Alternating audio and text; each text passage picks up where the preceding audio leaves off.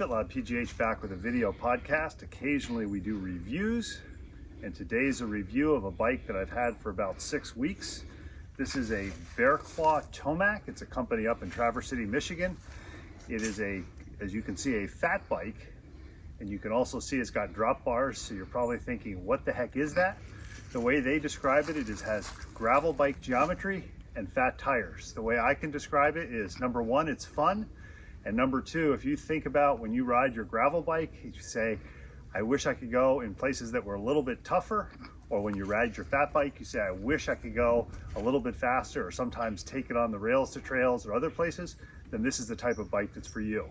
And one of the things that I noticed when this first came out about a year ago in December of 2020, and as I followed it because I had my eye on one and was saving my pennies, my nickels, and my dollars, is that there weren't a whole lot of reviews for it. So one of the reasons we wanted to do a review today is so anybody who's looking at one of these might consider getting one. And also because at FitLab Pittsburgh, we believe that movement is a lifestyle.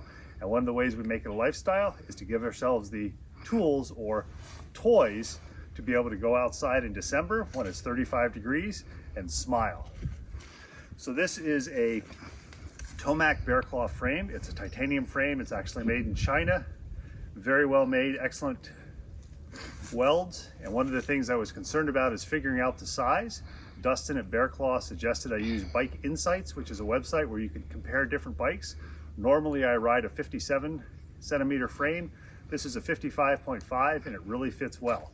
And what I want to do is spend a few minutes talking about the things that are a little bit unusual with this versus the fancy bikes that a lot of people buy, or the bike that you might see in your bike shop where a big company puts it together. The whole purpose behind this is for me to be able to ride it as a mountain bike on smooth single track, nothing too technical, on gravel trails, a little bit on the road.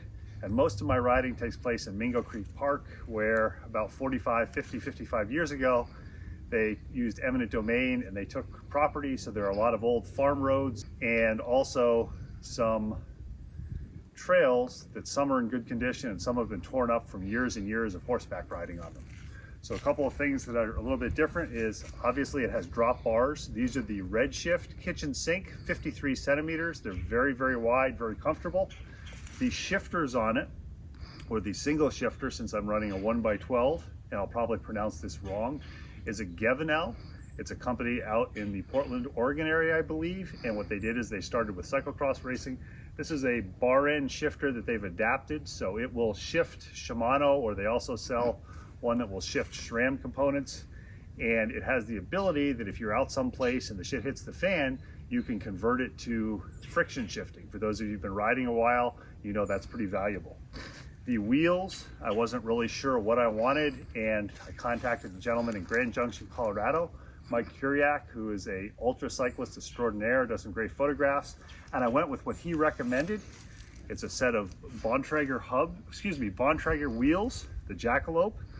The tires, which I came up with, are Schwalbe Jumbo Jims, and I have them set up tubeless. The other thing that makes this bike a little bit unusual is I also went with the Bearclaw titanium fork. The saddle on it is a Brooks C15. I have it on all my bikes, not because it's cool, not because it's fancy, but because it's comfortable. And then as you can see up here, you've seen this if you've seen other FitLab Pittsburgh videos, this is a bottle cage, no kidding. But what holds it on there is a little device from King Cage that I believe he's in Durango, Colorado, makes stainless steel and titanium bottle cages. If you're looking for bomb-proof bottle cages made in the USA, consider them. A couple of other things that make this a little bit different, and part of it was me wanting to try something, part of it was the availability of parts.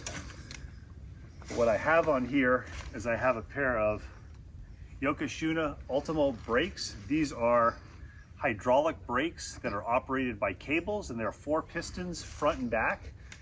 They have the advantage of, first of all, with the parts shortage, they were available.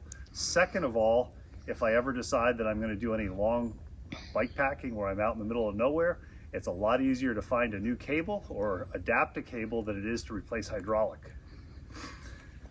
Finally, what I was looking at for this is a bike that I could ride in the winter with biking shoes on, with heavy boots, etc. So these are Pedal Innovation pedals, our sister podcast, Moving to Live, earlier this year, or maybe late last year, Interviewed the guy who came up with these. He's out in the Fruita, Colorado area. They have a much wider platform, and if you have terrible technique like I have, then what you want to do is you want as big a platform as you can get, and that's why I ride these. In the summer, I switch to clipless with a nice set of Lake shoes. The primary purpose of this bike is just to ride it. At some point, I'll probably come up with a second set of wheels that maybe have 2.3 or 2.4 tires, and I'll do more rails to trails, gravel road works.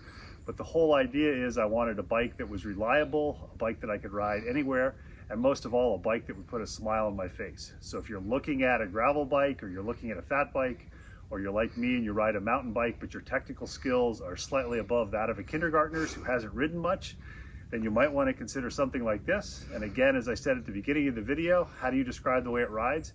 It feels just like riding my gravel bike, except because I've got the big tires, the 4.0 tires, I can ride it like a mountain bike, and if I happen to pick a bad line, which for me is most of the time, then I can roll through and finish with a smile on my face. So move more, move often, and when in doubt, make movement a lifestyle.